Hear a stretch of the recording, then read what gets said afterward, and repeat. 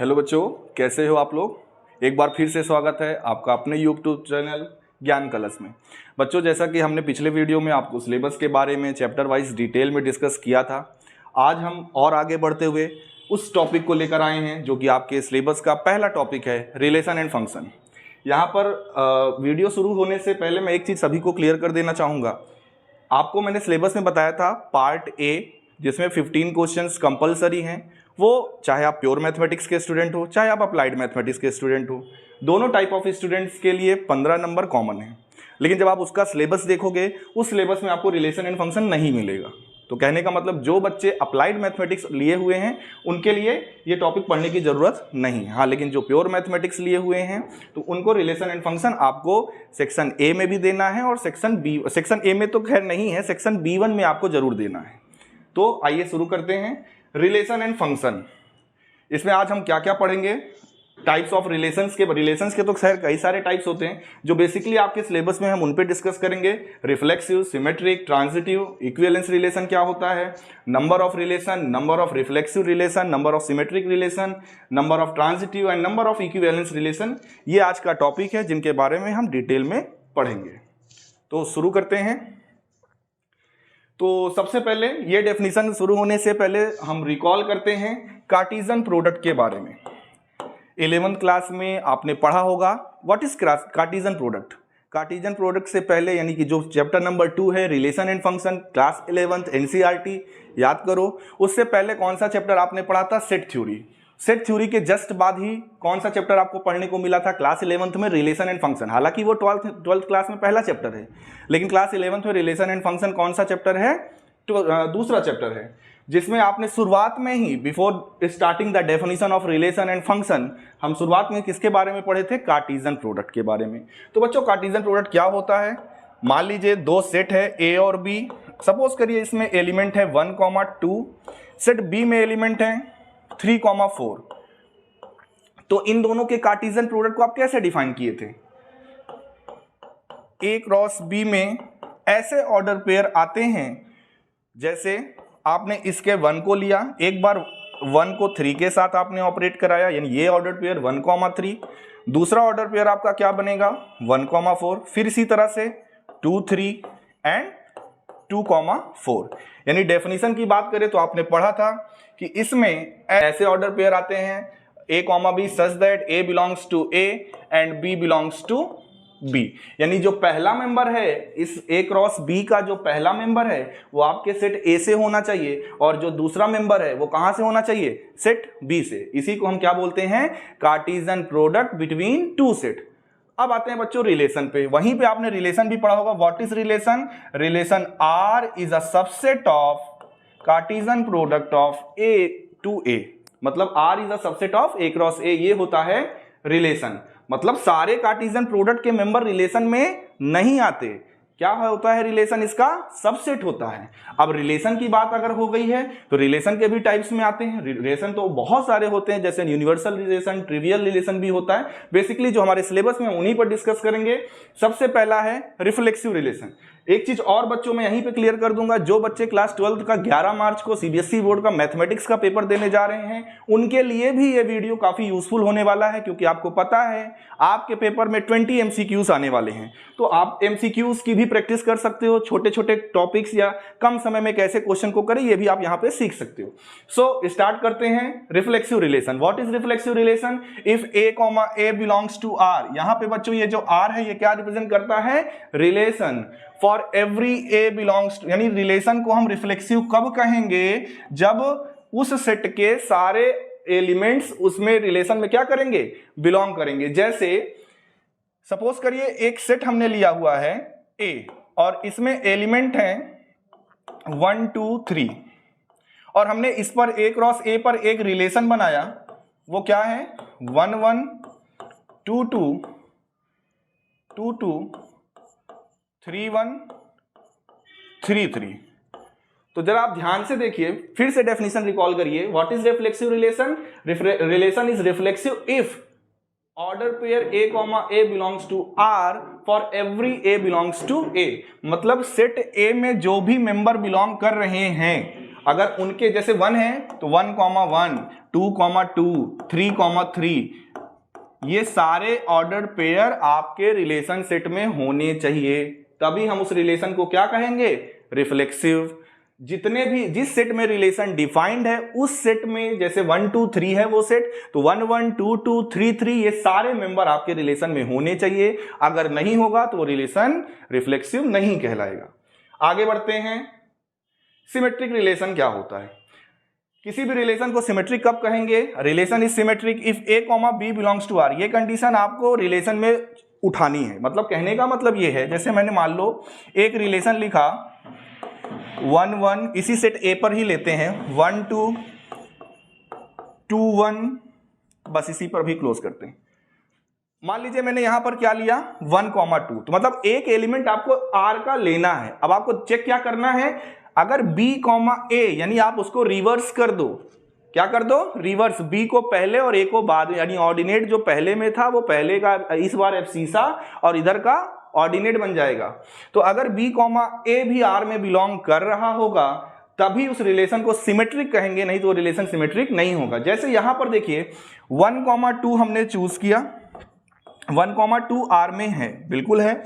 अब आपको चेक करना है क्या 2,1 R में है, बिल्कुल है। लेकिन कभी भी ये धोखा मत खाइएगा, केवल एक एलिमेंट को देख के सिमेट्रिक नहीं होता, क्योंकि डेफिनेशन में, सभी डेफिनेशन में आपको ये लिखा होता है कि जो भी ये सभी for all A B belongs to A, मतलब जितने भी आपके ये ए और बी है वो ए के मेंबर होने चाहिए, सभी के लिए ये ट्रू होना चाहिए।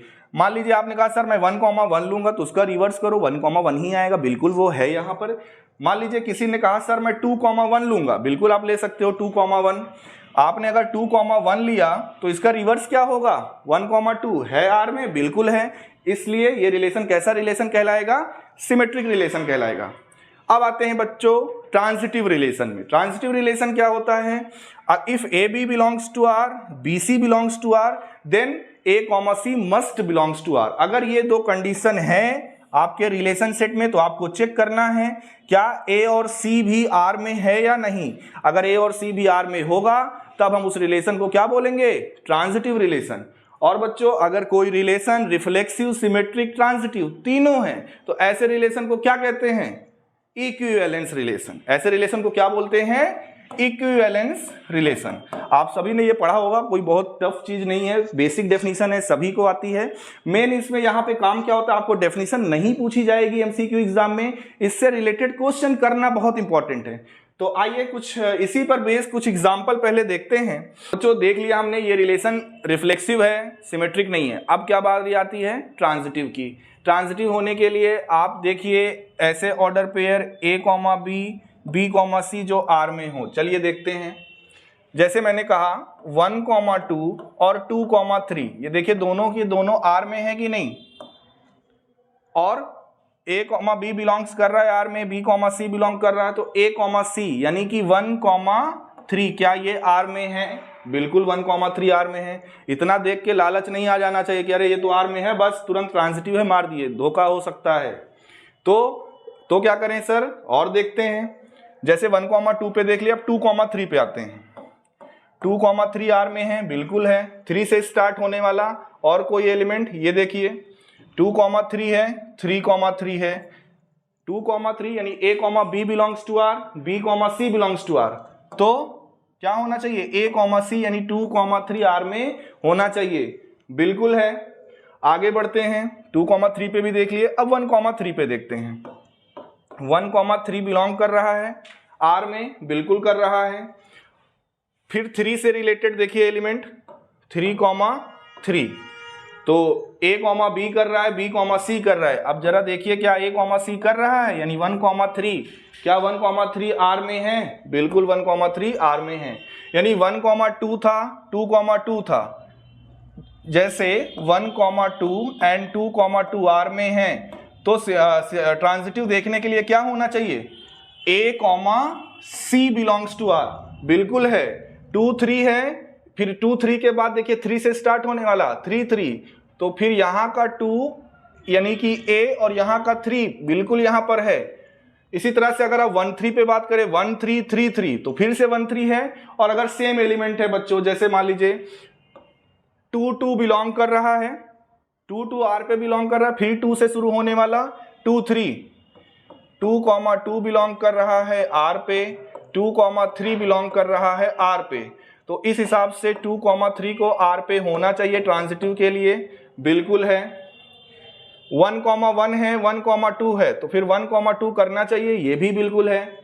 3, 3 है और 3 से स्टार्ट होने वाला, इसके अलावा कोई और एलिमेंट इसमें है नहीं लेना है इसको। 1, 2 यानी सारे के सारे आप देख रहे हैं कि सिमेट्रिसिटी तो नहीं है, बट ये रिलेशन रिफ्लेक्सिव भी है और ट्रांजिटिव भी है। ठीक है बच्चों, तो आगे बढ़ते हैं। फिर इसके बाद ये ऐसा टॉपिक है बच्चों, एक क्वेश्चन लगभग 90% तय रहता है क्वेश्चन आने का। टाइप्स ऑफ रिलेशन में जैसे फॉर्मूला मैंने लिखा हुआ है कि relation, total number of relation, आपको पता है अगर आपका रिलेशन ए क्रॉस ए का सबसेट होता है, मान लीजिए किसी सेट ए का कार्डिनल नंबर, जो सेट पे रिलेशन डिफाइंड है उसका कार्डिनल नंबर क्या है बच्चों, n, तो नंबर ऑफ रिलेशन उसमें कितने होंगे, 2 to the power n square, बिल्कुल आपने पढ़ा होगा। So number of relation 2 to the power n square. अब n की वैल्यू 1 रख दो तो 2 टू द पावर 1 का स्क्वायर दैट इज 2। अगर n की वैल्यू 2 रखोगे तो यहाँ पे फॉर्मूले में आप रखते जाओ, आपको नंबर ऑफ रिलेशन मिलते जाएंगे। जैसे n की वैल्यू 2 रखने पर आपको क्या मिलेगा, n स्क्वायर मतलब 2 की power 2 that is 2 to the power 4 number of relation. इसी तरह से आप 2 टू द पावर n की पावर 2 है तो n की जगह पे 3 रखेंगे तो n वैल्यू 3 पर भी रिलेशन आपको मिल जाएगा। बात आती है नंबर ऑफ रिफ्लेक्सिव रिलेशन। बच्चों इसका फॉर्मूला क्या होता है, 2 to the power n square minus n। क्या होता है, 2 to the power n square minus n। जब n की वैल्यू 1 रखोगे तो ये क्या आएगा, 2 टू द पावर 1 का स्क्वायर माइनस 1। n की वैल्यू 2 रखोगे तो 2 टू द पावर 2 का स्क्वायर माइनस 1।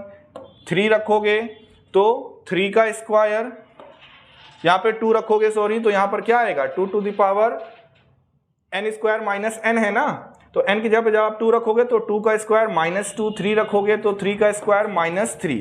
इनको आप सॉल्व करोगे तो नंबर ऑफ रिफ्लेक्सिव रिलेशन मिलते जाएंगे।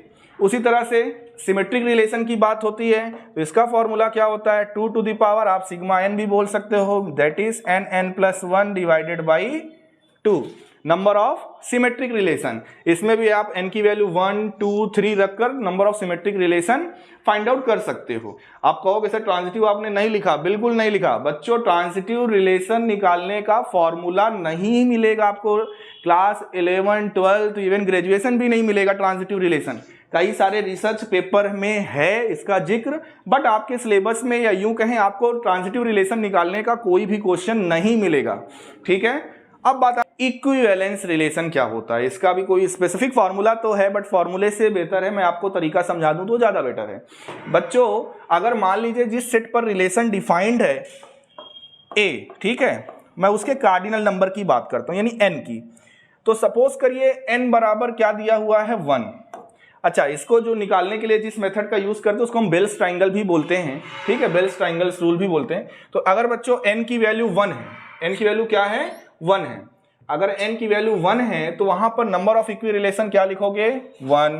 तरीका समझना, मान लीजिए सेट A में 2 एलिमेंट हैं तो क्या करें, पहली डिजिट वही उतारोगे जो ऊपर लिखी हुई है 1, अगली डिजिट इन दोनों का सम। ठीक, इसको आप अभी सर्कल कर दो। मान लीजिए n की वैल्यू क्या है 3 है, फिर आप क्या करोगे, जो लास्ट डिजिट है उसको आप पहले उतार दो, फिर इन दोनों का सम करो, 2 + 1 करोगे कितना आएगा 3।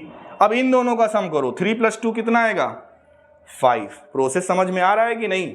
क्या मैंने किया, n की वैल्यू 1 तो यहां पर 1, मान लीजिए n की वैल्यू 2 है, पहला नंबर वही उतारेंगे जो ऊपर वाले का लास्ट डिजिट होगा, यानी 1 था हमने 1 उतार दिया। उसके बाद हम क्या करेंगे, इन दोनों का सम कितना आया 2।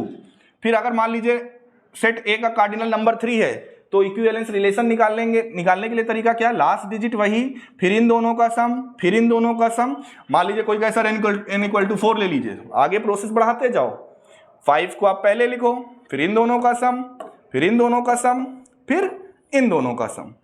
तो ये जो हर एक स्टेप पे बच्चों ये जो लास्ट एंट्री आती है, आप देख रहे हो कि राइट एंगल ट्राइंगल फॉर्म भी बन रहा होगा, हर एक स्टेप में ये जो लास्ट एंट्री आती है यही क्या होता है बच्चों, नंबर ऑफ इक्विवेलेंस रिलेशन। मैं ये दावे के साथ कह सकता हूं आपके पेपर में कार्डिनल नंबर 3 से ज्यादा का क्वेश्चन नहीं आएगा, बहुत ज्यादा आएगा। बोल देगा कि अगर एक सेट ए का कार्डिनल नंबर 3 है तो बताइए उसमें नंबर ऑफ इक्विवेलेंस रिलेशन कितने होंगे। तो नंबर ऑफ इक्विवेलेंस रिलेशन ऐसे सेट के कितने होंगे, 5। ठीक है, चलिए अब आगे कुछ प्रैक्टिस कर ली जाए। What type of a relation are set given है, ठीक है, आर ये है और ये डिफाइन किस सेट पे है, 1 2 3 4। आपको बताना ये है क्या ये रिलेशन रिफ्लेक्सिव है, चेक करिए। 1 1 2 2 3 3 4 4 रिफ्लेक्सिव के लिए मैंने बताया था 1 1 2 2 3 3 4 4 नहीं है, रिफ्लेक्सिव नहीं है। सिमेट्रिसिटी चेक करिए, मतलब जो नंबर लेंगे उसका रिवर्स होना चाहिए। 1,3 पहला नंबर है, 3,1 ढूंढिए कहीं है, बिल्कुल है, यानी इस पे तो लागू हो रहा है। 4,2 इसका रिवर्स 2,4 बिल्कुल है। अगला नंबर 2,4 इसका रिवर्स 4,2 बिल्कुल है। अगला नंबर 2,3 इसका रिवर्स क्या होगा, 3,2 है क्या, 3,2 इसमें नहीं है, मतलब ये रिलेशन रिफ्लेक्सिव भी नहीं है और सिमेट्रिक भी नहीं है। ट्रांजिटिव देख लेते हैं। 1,3 है, 3 से रिलेटेड यानी 3,1, 1,3 है, 3,1 है, तो क्या होना चाहिए, ट्रांजिटिव की डेफिनेशन क्या कहती है, if A B belongs to R and B C belongs to R then A C must belongs to R. क्या 1,1 इस रिलेशन में है, नहीं है, मतलब ये रिलेशन ट्रांजिटिव भी नहीं है। तो आप कौन से ऑप्शन को टिक करके आओगे, ये टिक करोगे 5 नंबर पा जाओगे। आया समझ में कि नहीं, चलिए आगे बढ़ते हैं। अगला क्वेश्चन, अभी भी मैंने पूरा चार्ट में फॉर्मूला समझाया था, क्या पूछा क्या जा रहा है, a relation R is defined on set A जिसके एलिमेंट है 2 4 5 then the number of reflexive relation. Formula भूल गए होगे, याद कर लो, सीधा फॉर्मूला याद करो, कम समय में सीधा आंसर देके आओ, समय बचाना है। तो 2 to the power n square minus n, n की वैल्यू कितना कार्डिनल नंबर है सेट ए का, सेट ए का कार्डिनल नंबर है 3, तो रख दो 3n की जगह पे, 3 square minus 3, 9 minus 3, 2 to the power 6 क्या होता है, 64 होता है क्या। सो इसका आंसर कौन सा सही होगा, ऑप्शन नंबर बी। आगे बढ़ते हैं, अगला क्वेश्चन फिर वही चीज, लेकिन अब इस बार नंबर ऑफ रिफ्लेक्सिव रिलेशन नहीं पूछा, नंबर ऑफ सिमेट्रिक रिलेशन। इसका भी फॉर्मूला तो बताए हैं, n+1 डिवाइडेड बाई 2। रखिए यहां पे कार्डिनल नंबर कितना है, कितने एलिमेंट है सेट ए में, 4, तो रखिए 4n की जगह पे, 4 × 4 + 1 5 डिवाइडेड बाई 2, 2 से इसको काटिए, 2 to the power 10 क्या वैल्यू होती है, 2 to the power 9 512 होता है, तो ये इसकी वैल्यू क्या होती है, 1024, यानी यहां पे कौन सा ऑप्शन सही है, ऑप्शन नंबर सी। आगे बढ़ते हैं, अगले क्वेश्चन पे आते हैं। Let R be a relation, और डिफाइंड किस पे है, ये जब बहुत इंपॉर्टेंट, अभी तक सेट ए देख रहे थे छोटा छोटा जिसमें 1 2 3 एलिमेंट थे, अब आ गए थोड़े से इनफाइनाइट सेट की ओर। किस पे डिफाइंड है सेट, पूरे के पूरे नेचुरल नंबर में। What is natural number, begins from 1 up to infinity. So R be a relation defined on the set n, और किस तरह से डिफाइंड है, आपको हो सकता है ये भाषा ना समझ में आए, मैं अपने भाषा में समझा रहा हूं। n, m belongs to the relation, इसी को n related to m ऐसे भी लिखा जाता है। क्या डिफाइंड है, if n divides m, मतलब n जो है वो किसको डिवाइड कर रहा है, m को। ये n अपॉन m नहीं है, ये n डिवाइड्स m है, ये ध्यान रखिएगा। कुछ लोग सोच लेते ये n अपॉन m है, बिल्कुल नहीं, ये n डिवाइड्स m है, इसका सेंस उल्टा होता है। तो आपको बताना है कि ऐसा रिलेशन क्या होगा, नेचुरल नंबर n और m दोनों, ध्यान दीजिएगा, n और m दोनों कहाँ के मेंबर हैं, n क्रॉस n के, यानी नेचुरल नंबर दोनों होने चाहिए। तो आपको चेक करना है कि क्या ये रिलेशन रिफ्लेक्सिव सिमेट्री है, कि ऐसा इन ऑप्शन में से कौन सा ऑप्शन सही होगा। चलिए देखते हैं। तो अगर हम मान लीजिए रिफ्लेक्सिव रिलेशन के लिए क्या होता है, जितने भी सेम नंबर आप लोगे, आप कोई भी सेम नेचुरल नंबर ले लो, 1 1 2 2 3 3, तो हर नंबर अपने नंबर को तो डिवाइड करता है ना, मतलब रिफ्लेक्सिव है, ये श्योर है। क्लियर है? जितने भी नेचुरल नंबर है वो अपने आप को तो डिवाइड करते ही हैं। आगे बढ़ते हैं। सिमेट्रिक के लिए क्या था, a comma B belongs to r, तो b कॉमा a भी। जैसे 6 डिवाइड करता है 12 को, 6/12 नहीं, मैं फिर से बता रहा हूं, 6 डिवाइड करता है, यानी 6 की टेबल पढ़ोगे तो 12 2 बार में आएगा, रिमाइंडर 0। 6 डिवाइड करता है 12 को, तो सिमेट्रिसिटी ये कहती है 12 भी डिवाइड करना चाहिए 6 को। क्या 12 की टेबल में 6 आता है? नहीं आता। इसका मतलब ये सिमेट्रिक नहीं है। रिफ्लेक्सिव है, सिमेट्रिक नहीं है। ट्रांजिटिविटी भी चेक कर लेते हैं। इसी नंबर पे लेते हैं, 6 डिवाइड करता है मान लीजिए 12 को, सही बात है। 12 डिवाइड करता है 24 को, ये भी आप एग्री करोगे। a comma B belongs to r, b comma C belongs to r, तो क्या a comma C that is 6,24, क्या 6 डिवाइड करता है 24 को? बिल्कुल करता है। 6 24 को डिवाइड करता है, यानी ये रिलेशन ट्रांजिटिव है, रिफ्लेक्सिव और ट्रांजिटिव है। ऑप्शन नंबर डी देखिए क्या लिखा हुआ है, reflexive and transitive but not symmetric. आया समझ में? आगे बढ़ते हैं। अगला सेट देखिए, इसमें A B C D defined है और रिलेशन कुछ इस तरह से है। पूछ रहा है ये रिलेशन क्या है, चलिए देखते हैं, जल्दी जल्दी करते हैं। A B B C C, symmetricity के लिए ये सारे एलिमेंट होने चाहिए कि नहीं आर में? है क्या? नहीं है, रिफ्लेक्सिव नहीं है। ट्रांजिटिविटी चेक करते हैं, सॉरी पहले सिमेट्रिसिटी चेक करते हैं। रिफ्लेक्सिव तो नहीं है, देख लिया सारे सेम एलिमेंट नहीं है। सिमेट्रिसिटी के लिए a कॉमा बी है, तो क्या b कॉमा a है? बिल्कुल है। b कॉमा a है तो इसका उल्टा a कॉमा b बिल्कुल है। a कॉमा a है उसका रिवर्स, यानी ये तो श्योर हो गया कि ये रिलेशन सिमेट्रिक तो है। अब बच रहा है भैया ट्रांजिटिव। a कॉमा b है, बिल्कुल है। b कॉमा a बिल्कुल है, तो a कॉमा a होना चाहिए, है। देख के लगा दोगे ट्रांजिटिव है। आगे तो देखो, b कॉमा a है r में, a कॉमा a है r में, फिर b कॉमा a आप देखोगे बिल्कुल वो भी मिलेगा आपको r में, यानी ये भी ट्रांजिटिविटी इसमें भी प्रूफ हो रही है। इसको देखो, a कॉमा a r में है, a कॉमा b r में है, फिर इसके हिसाब से a कॉमा बी आर में होना चाहिए, बिल्कुल है। मतलब आप अगर a कॉमा बी ले रहे हो और फिर b कॉमा a ले रहे हो, तो आपको ट्रांजिटिविटी के लिए क्या चाहिए? a कॉमा a चाहिए, है a कॉमा a। अगर आप b कॉमा a ले रहे हो और फिर दूसरा एलिमेंट a से शुरू होने वाला एक ये था, तो आप बड़े खुश हो गए कि अरे b को सर a कॉमा a लेंगे तो b कॉमा a तो मिल गया। a से शुरू होने वाला एक एलिमेंट ये भी तो है, b comma a comma b, इधर वाली ट्रांजिटिविटी की कंडीशन तो मिल रही है। इसके अनुसार b कॉमा b को होना चाहिए कि नहीं? लेकिन b कॉमा b आप देख रहे होगे नहीं, तो मतलब ये रिलेशन रिफ्लेक्सिव नहीं है, ट्रांजिटिव नहीं है, क्या है? केवल सिमेट्रिक। ऑप्शन देखिए, symmetric only. Option number C is correct. आगे बढ़ते हैं। ये सेट है A 1 2 3, कुछ इस तरह से डिफाइंड है। सीधा चेक करिए, 1 1 2 2 3 3, 1 1 देखिए है, 2 2 भी है, 3 3 भी है। रिफ्लेक्सिव तो है। सिमेट्रिसिटी के लिए देखिए, सारे सेम एलिमेंट का रिवर्स होना चाहिए। 1 2 का रिवर्स 2 1 है, 2 1 का रिवर्स 1 2 है, 2 3 का रिवर्स 3 2 और 3 2 का रिवर्स 2 3, यानी सिमेट्रिक भी है। ट्रांजिटिव देखते हैं, 1 कॉमा 2 ले रहे हैं हम, यहां से शुरुआत करते हैं। 1 कॉमा 2 है, 2 कॉमा 1 आर में है, तो इस ट्रांजिटिव के लिए 1 कॉमा 1 होना चाहिए, है, यानी इस एलिमेंट पे हमने वेरीफाई कर दिया। अब इस पे हम ले रहे हैं 2 कॉमा 1 से, 2 कॉमा 1 आर में है। अब 1 से शुरू होने वाला एलिमेंट देखिए, 1 से शुरू होने वाला एलिमेंट क्या है? 1 1, तो इस हिसाब से 2 1 होना चाहिए आर में, है।